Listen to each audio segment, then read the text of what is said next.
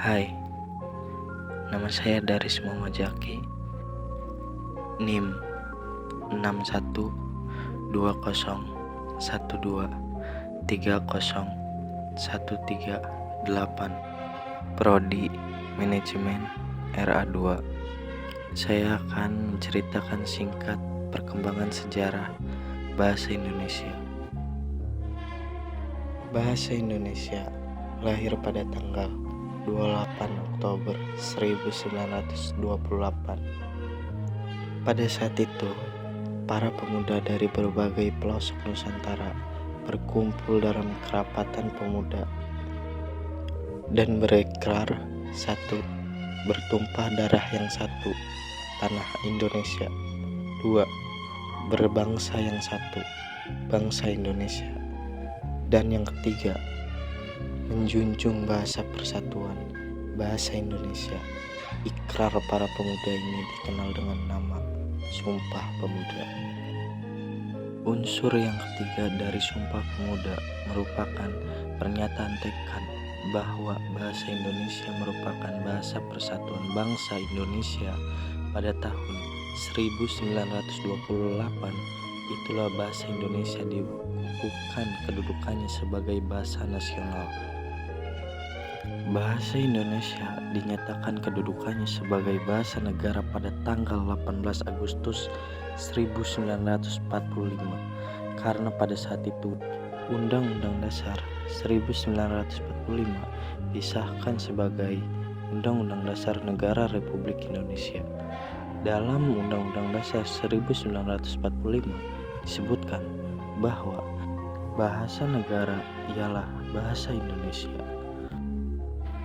Keputusan Kongres Bahasa Indonesia tahun 1954 di Medan antara lain menyatakan bahwa bahasa Indonesia berasal dari bahasa Melayu. Bahasa Indonesia tumbuh dan berkembang dari bahasa Melayu yang sejak zaman dulu sudah dipergunakan sebagai bahasa perhubungan, English French, bukan hanya di Kepulauan Nusantara, melainkan juga hampir di seluruh Asia Tenggara. Bahasa Melayu mulai dipakai di kawasan Asia Tenggara sejak abad ke-7.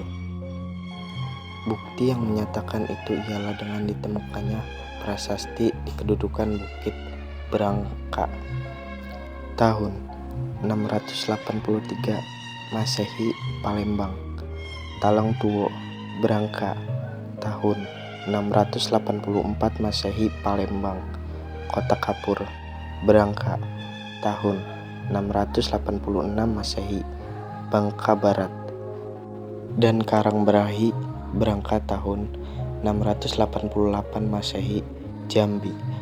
Prasasti itu bertuliskan huruf Pranagari berbahasa Melayu kuno. Bahasa Melayu kuno itu tidak hanya dipakai pada zaman Sriwijaya karena di Jawa Tengah, Ganda Suli juga ditemukan prasasti Berangka tahun 832 Masehi, dan di Bogor ditemukan prasasti Berangka tahun 942 Masehi yang juga menggunakan bahasa Melayu kuno.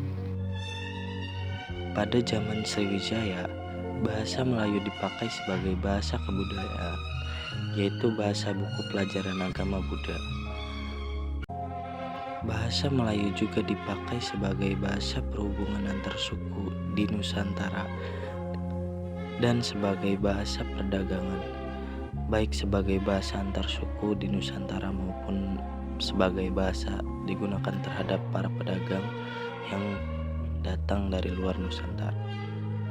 Perkembangan dan pertumbuhan bahasa Melayu tampak semakin jelas dari peninggalan kerajaan Islam, baik yang berupa batu bertulis, seperti tulisan pada batu nisan di Minye Tujuh, Aceh, Berangka tahun 1380 Masehi, maupun hasil susastra abad ke-16 dan ke-17 seperti syair Hamzah, Fansuri, Hikayat Raja-Raja Pasai, Sejarah Melayu, Tajus Salastin, dan Bustanusa Lastin.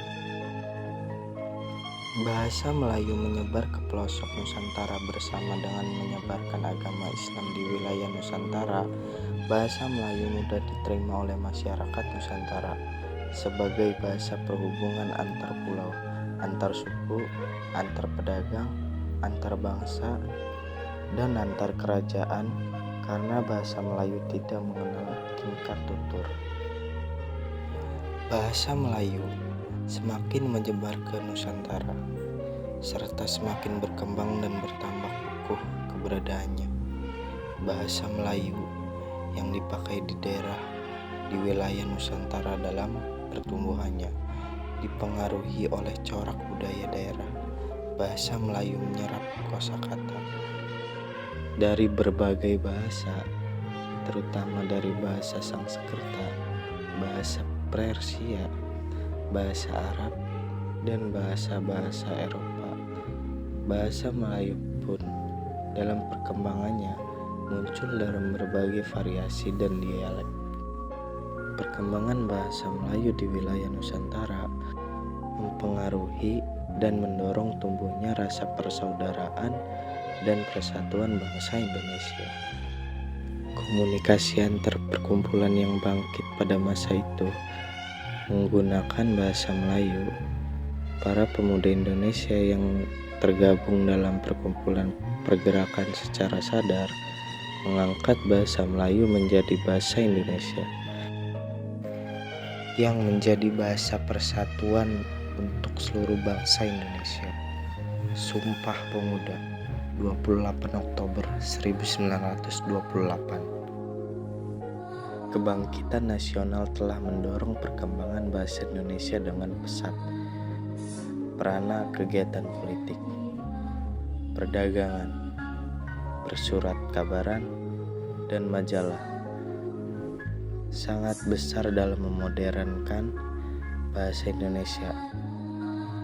Proklamasi Kemerdekaan Republik Indonesia 17 Agustus 1945 telah mengukuhkan kedudukan dan fungsi bahasa Indonesia secara konstitusional sebagai bahasa negara.